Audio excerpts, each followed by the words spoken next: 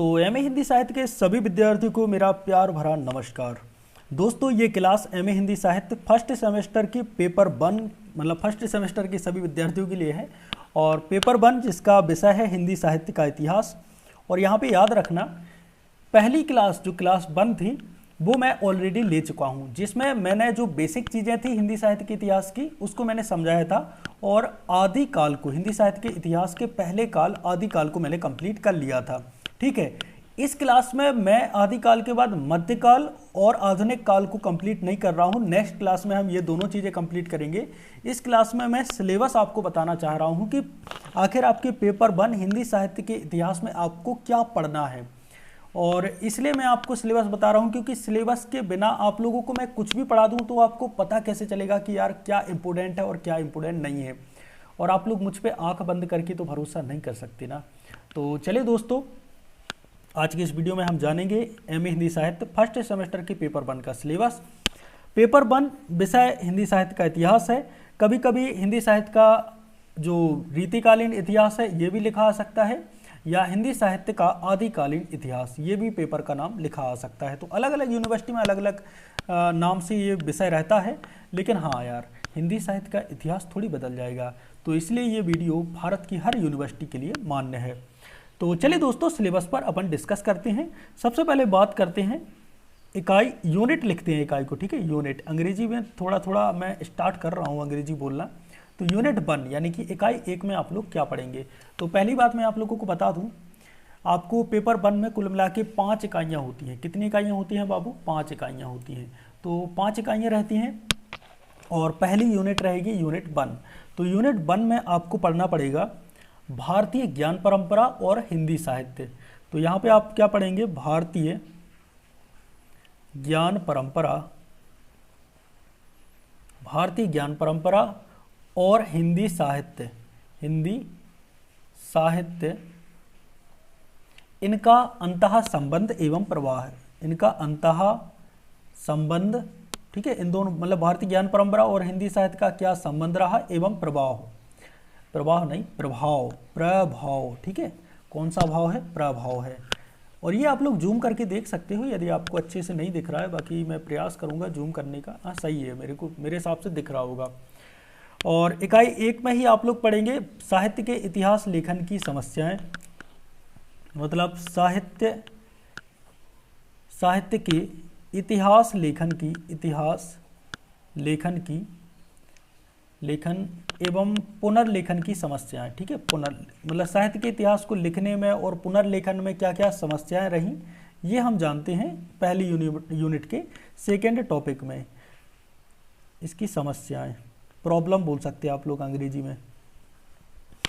साथ ही हम पढ़ेंगे हिंदी साहित्य के इतिहास लेखन की परंपरा, प्रमुख हिंदी इतिहासकार एवं इतिहास ग्रंथ।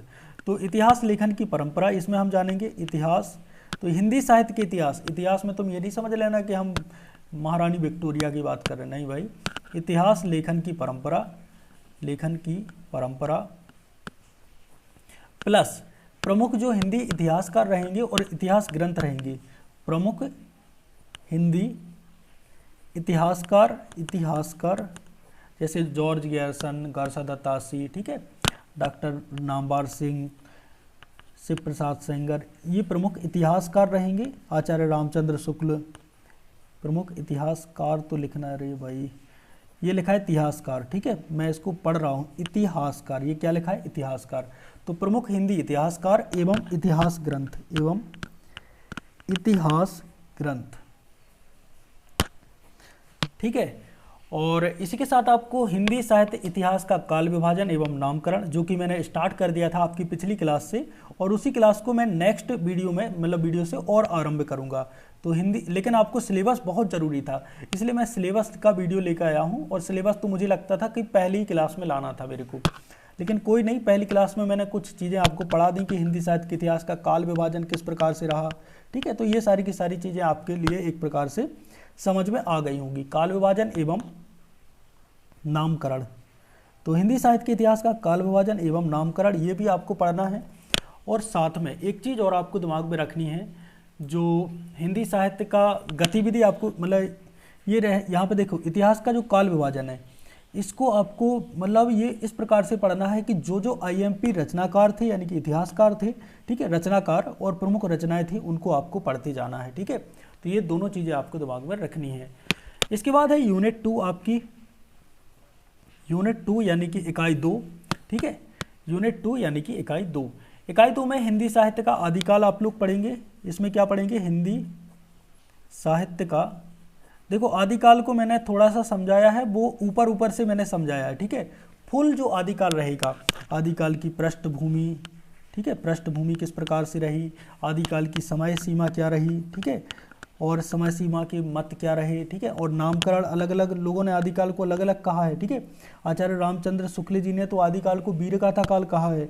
तो ये सारी की सारी चीज़ें, नामकरण, प्रवृत्तियाँ, काव्य धाराएं, ये सारी की सारी चीज़ें आप लोग यूनिट 2 में पढ़ेंगे।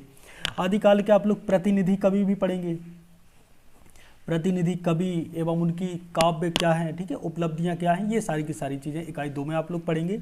उसके बाद है यूनिट 3, ठीक है, यूनिट 3 यानी कि इकाई 3। तो इकाई 3 में आप लोग भक्ति काल के बारे में जानेंगे। तो देखिए ये जो भक्ति काल रहता है ना, ये आपका आदिकाल के बाद का समय है भक्ति काल। तो भक्ति काल में आप लोग भक्ति काल की पृष्ठभूमि को जानेंगे, आखिर भक्ति काल की पृष्ठभूमि क्या रही, समय सीमा क्या रही भक्ति काल की, भक्ति काल का नामकरण किन्होंने दिया, ठीक है, नामकरण, प्रवृत्तियाँ क्या क्या रही, प्रवृत्तियाँ भी बहुत ज़्यादा मतलब बार आती है, ठीक है, प्रवृत्तियाँ, तो प्रवृत्तियाँ, काव्य धाराएं, प्रमुख कवि, ठीक है, और उनका साहित्य। तो ये सारी की सारी चीज़ें आप लोग इकाई 3 में मतलब इनका आप लोग अध्ययन करेंगे, ठीक है। इसके बाद दोस्तों चौथी इकाई रहेगी, इसमें आप लोग रीति काल के बारे में पढ़ेंगे। तो यूनिट 4 में आप लोग रीति काल के बारे में पढ़ेंगे। किन इकाई के बारे में पढ़ेंगे? रीति काल के बारे में। तो भक्ति काल के बाद रीति काल आता है, ठीक है। रीति काल में आप लोग क्या करेंगे, उस समय की परिस्थितियाँ क्या थीं,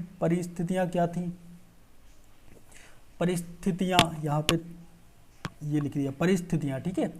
तो यहाँ पे ता बना है और ये या बना है, ठीक है, परिस्थितियाँ समझ लेना आप लोग।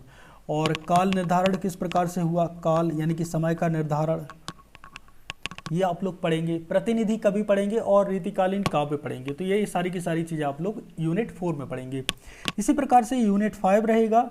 यूनिट 5 में यानी कि इकाई 5 में आप लोग पढ़ेंगे आधुनिक काल। क्या पढ़ेंगे? आधुनिक काल। आधुनिक काल, तो आधुनिक काल में देखिए आप लोग क्या पढ़ेंगे, याद रखना आधुनिक काल की पृष्ठभूमि तो आप लोग पढ़ेंगे ही, पृष्ठभूमि पढ़ेंगे, मतलब सिंपल सी बात है। पृष्ठभूमि के साथ ही काल निर्धारण, ये भूमि लिखा है, भूमि, काल निर्धारण, काल का निर्धारण तो भाई आपको हर काल में पढ़ना है, मतलब आदि काल हो, चाहे भक्ति काल हो, चाहे रीति काल हो, आधुनिक काल हो, तो काल निर्धारण आपको पढ़ना है। नामकरण पढ़ना है, नामकरण, प्रवृत्तियाँ पढ़नी है, प्रवृत्तियाँ, ठीक है, कौन कौन सी प्रवृत्तियाँ रहीं उस समय पे, प्रमुख रचनाकार, कौन कौन से प्रमुख रचनाकार रहे, प्रमुख रचनाकार, और स्वतंत्र के मतलब स्वतंत्रता के बाद काव्य की प्रवृत्तियाँ कौन रहीं, क्या क्या रहीं, और प्रतिनिधि कवि कौन कौन से रहे, ये भी आपको पढ़ना है। साथ में आपको गद्य साहित्य का उद्भव, इसी समय पे गद्य साहित्य का उद्भव भी होता है, तो गद्य साहित्य का उद्भव, तो गद्य साहित्य का उद्भव और विकास, ठीक है, ये आपको पढ़ना है। और प्रमुख जो गद्य विधाएं हैं, यानी कि आपका उपन्यास है, कहानी है, ठीक है, रिपोर्टाज है, ये सारी की सारी गद्य विधाएं आपको पढ़नी है। तो ये रहा आपका एक प्रकार से यूनिट 5 का सिलेबस। तो ये आपका एमए हिंदी साहित्य के फर्स्ट सेमेस्टर का पेपर 1 हिंदी साहित्य का इतिहास 5 यूनिट का जो संक्षिप्त में सिलेबस हो सकता था कि आपको क्या क्या पढ़ना है, ये मैंने आपको बता दिया है। आई होप दोस्तों आपको ये वीडियो पसंद आया होगा। 10 मिनट से भी कम मिनट का मतलब कम समय का मैंने ये वीडियो बनाया है, क्योंकि क्लास 1 मैं पहले ही ले चुका हूँ, ठीक है, क्लास 1 ले चुका हूँ और ये क्लास 2 है। क्लास 2 में मैंने सिलेबस की बात की। अब क्लास 3 में, चूँकि हम क्लास 1 में जो हम कहाँ पे रुके थे, आदिकाल हमारा कंप्लीट हो गया था, तो हम भक्ति काल को जानेंगे, ठीक है, यानी कि मध्यकाल को जानेंगे।